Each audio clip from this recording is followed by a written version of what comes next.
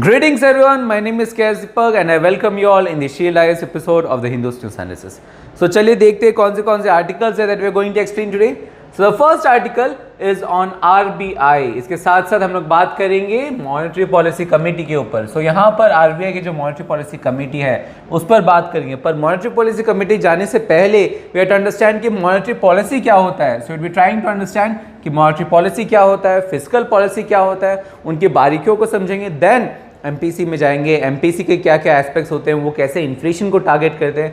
That aspects we be trying to analyse in our first aspect. The second article is on JCPOA. तो JCPOA से जो unilateral backout हुआ था US का, उसके कारण एक कॉन्सिक्वेंस है that we are seeing in the second article. So यहाँ पर लोग JCPOA को समझेंगे, उसमें क्या क्या रीजंस थे, क्या था फॉर्मेशन, क्या क्या कॉम्प्रोमाइजेस होने वाले थे. All this aspect we are trying to analyse in our second article. The third article is related to Armed Forces Special Powers Act. So यहाँ पर Armed Forces Special Powers Act समझने से पहले देखें कि उसके historical connotations कैसे हैं, कहाँ से निकल के Armed Forces Special Powers Act, post independence में गवर्नमेंट ऑफ इंडिया ने क्या क्या एक्ट्स पास किए हैं फॉर दिस, और क्या क्या इश्यूज हैं related to house pass. So all this aspects would be in our third article. The fourth article is on CDS, that is the Chief of Defence Staff. So यहाँ पर देखेंगे CDS है क्या, CDS के क्या क्या functions हैं, CDS कौन से कमिटीज़ के मेंबर हैं, CDS के क्या क्या रोल्स हैं, CDS के से और कौन से रिफॉर्म्स हैं जो कि इंडियन आर्म फोर्सेस में लाना चाहते हैं. All this aspects would be in our fourth article. The fifth article is related to collegium system. So यहाँ पर बात करेंगे कॉलेजियम सिस्टम होता क्या है, कैसे फॉर्म हुआ, कौन से थे माइलस्टोन जजमेंट्स जो कि कॉलेजियम सिस्टम को स्ट्रक्चर किया एज ऑफ टुडे, और क्या क्या इश्यूज हैं उसके, क्या क्या पॉजिटिव पॉइंट्स हैं, क्या वे फॉरवर्ड्स है. All those aspects would be in our fifth article. And as usual the sixth one is on the quiz of the day. So let's start with the first one that is on the monetary policy committee. अब जैसे मैंने बोला यहाँ पर monetary policy committee समझने से पहले we have to understand कि मॉनेटरी पॉलिसी क्या है. सो let's start with monetary policy and these aspects की मॉनेटरी पॉलिसी क्या है, मॉनेटरी पॉलिसी कौन लाता है, मॉनेटरी पॉलिसी के ऑब्जेक्टिव क्या है. सिमिलरली फिस्कल पॉलिसी से कैसे अलग है, फिस्कल पॉलिसी कौन लाता है, फिस्कल पॉलिसी के मकसद क्या है. All those aspects I have already discussed in our 6th August video.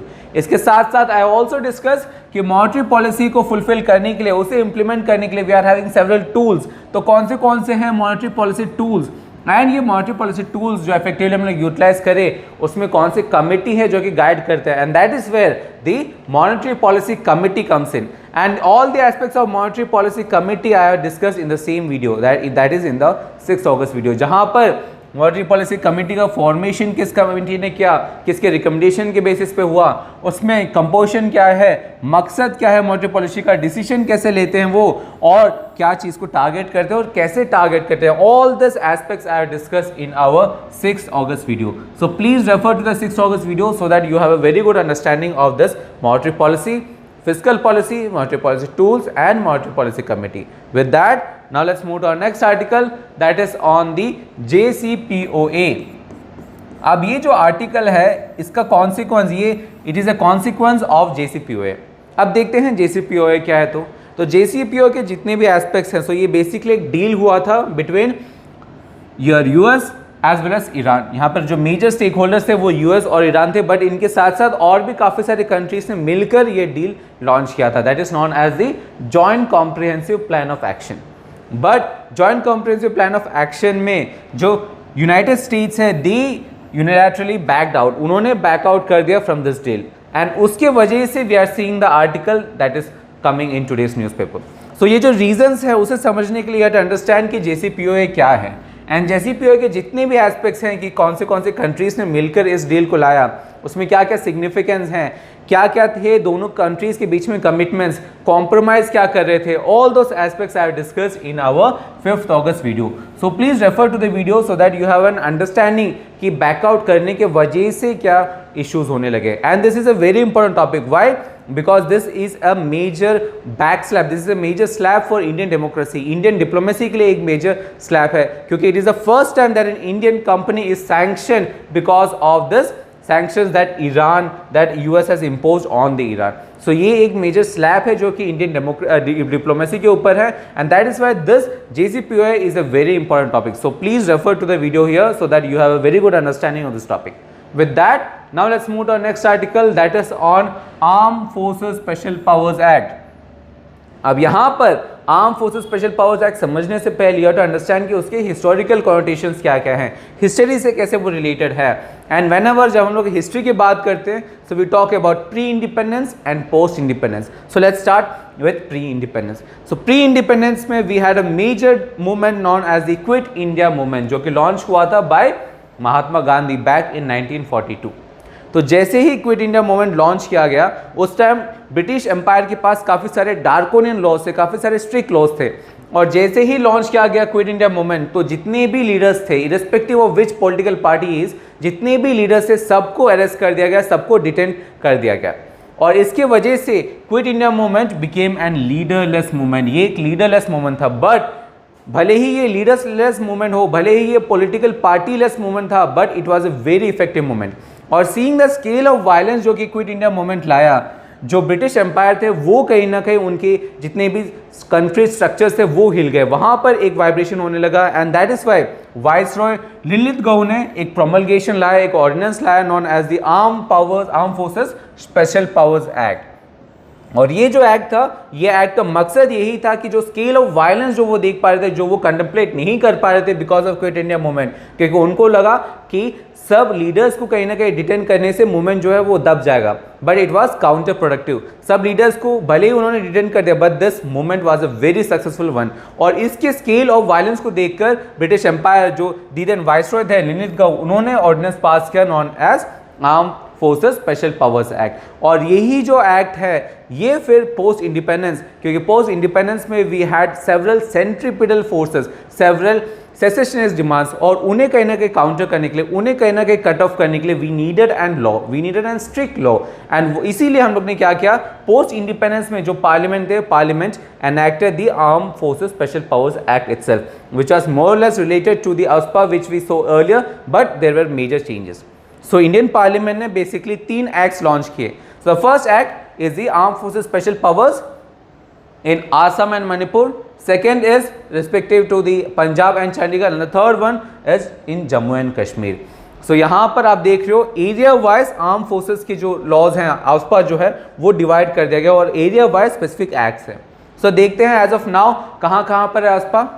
So ASPA जो है वो जम्मू एंड कश्मीर के कुछ सेलेक्टेड रीजन्स में है एज ऑफ टुडे, क्योंकि वहाँ पर काउंटर टेररिज्म है, वहाँ पर क्रॉस बॉर्डर टेररिज्म चल रहा है, इंसर्जेंसीज काफ़ी सारे हैं. वैसे ही पंजाब में भी था, but it got repelled way back in 1997. सो 1997 में पंजाब से रिपेल हो गया था ASPA. वैसे ही अगर आप नॉर्थ ईस्ट की बात करें, सो नॉर्थ ईस्ट में त्रिपुरा में भी था, but it got repeal in 2015. Manipur में है, in whole state of Manipur except the Imphal municipal area. Assam के काफ़ी सारे एरियाज में है, एज वेल एज अरुणाचल के कुछ सेलेक्टेड एरियाज में है. अरुणाचल में पर्टिकुलरली 3 डिस्ट्रिक्ट्स में है, तिराप, चांगलांग एंड लोंगडिंग. इन तीनों डिस्ट्रिक्ट्स को छोड़कर बाकी एरियाज अरुणाचल के बाकी एरियाज में नहीं है, but in other areas you are having ASPA. So this is something that you should know. अब देखते हैं क्या क्या provisions under this act. So the first provision कि कौन डिक्लेयर करता है ASPA, कौन सा रीजन के अंदर आएगा या कहाँ पर आएगा, वो कौन डिक्लेयर करता है. So it is the central government.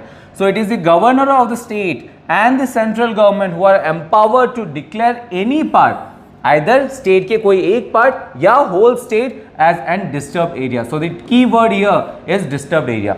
और disturbed area act के accordingly अगर आप कोई भी एरिया को, कोई भी स्टेट को डिस्टर्ब एरिया घोषित करते हो, सो स्टेटस को मेंटेन रहेगा, सेम स्टेटस रखना पड़ेगा for a minimum of 3 months. और काफ़ी क्रिटिक्स कहते हैं कि इनमें काफ़ी सारे पावर्स दिए जाते हैं आर्म फोर्सेस को.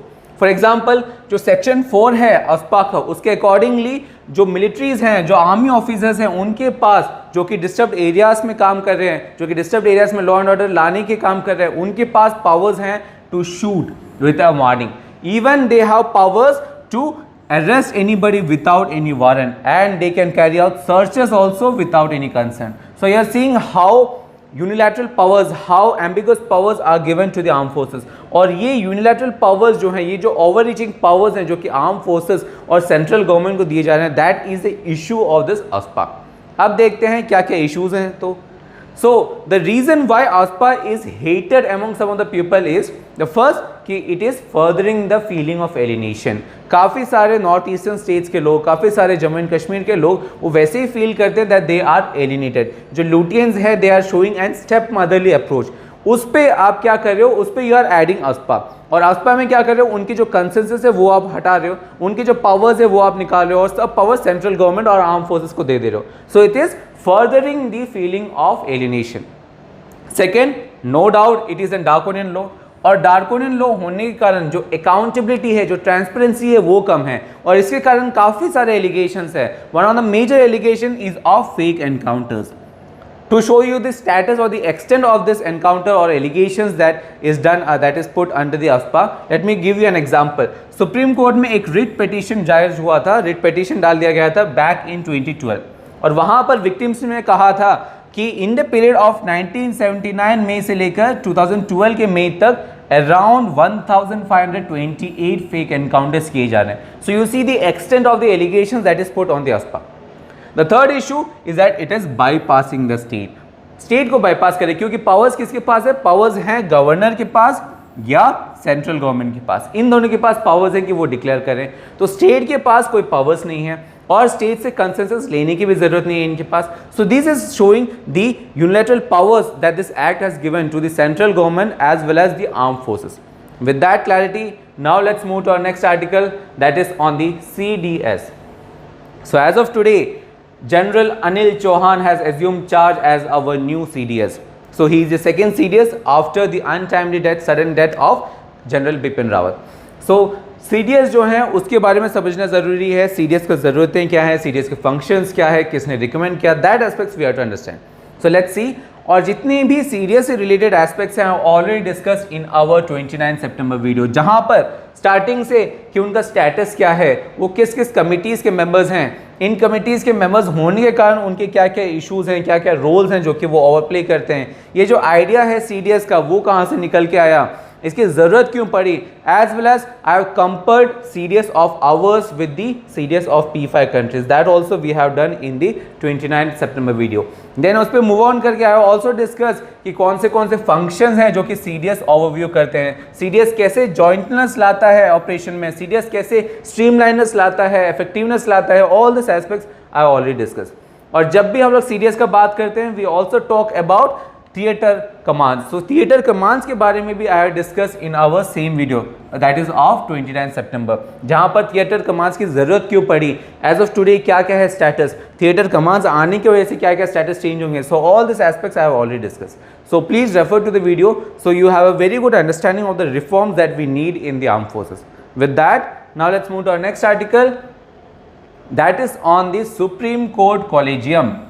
अब सुप्रीम कोर्ट का कॉलेजियम जो है it has been over the news for a quite a long time और इसीलिए we have already discussed it in our 30 July video, जहां पर सुप्रीम कोर्ट की कॉलेजियम सिस्टम है क्या, बेसिकली समझते हैं क्या है हम लोग कॉलेजियम सिस्टम से, as well as collegium system जो कि एज ऑफ टुडे हैं उनको स्ट्रक्चर करने के लिए काफ़ी सारे मेजर जजमेंट्स किए गए थे. तो कौन से जजमेंट्स हैं, हर एक जजमेंट की वजह से क्या क्या चेंजेस लाए गए हैं, इसके साथ साथ क्या क्या इश्यूज हैं सुप्रीम कोर्ट के कॉलेजियम सिस्टम के, क्या क्या पॉजिटिव पॉइंट्स हैं और क्या है way forward. So all those aspects I have discussed in our 30 July video. So please refer to the video here so that you have a very good understanding of collagen system. So this critical evaluation is very important and that is something that I have done in our 30 July video. With that, now let's see the quiz of the day. So the first question is related to right to vote. Right to vote, वो क्या right है, that is the first question. Where the second question is related to judicial review. Now again, both these questions are previous year questions. And these are very important questions. Why? Because ये दिखाता है कि UPSC किस extent तक questions पूछ सकते हैं and that knack you have to develop by cracking this PYQs. So as usual ये जो PYQs हैं, PYQs के answers along with their explanations would be provided to you in the form of PDF, जिसका जो link है वो आपको video में मिल जाएगा, वीडियो के डिस्क्रिप्शन में मिल जाएगा. As well as जो PPT है जिसके ऊपर हमने एनालिसिस किया, that also in the form of PDF you would get a link in video description and जो soft copy है that you would get in our Telegram group. So if you haven't joined our Telegram group, please do join. With that, I hope today's analysis was beneficial for you guys. We'll be working hard for you guys, but at the same time work hard, study hard, but most importantly stay safe. We'll be doing the same for you guys. See you tomorrow.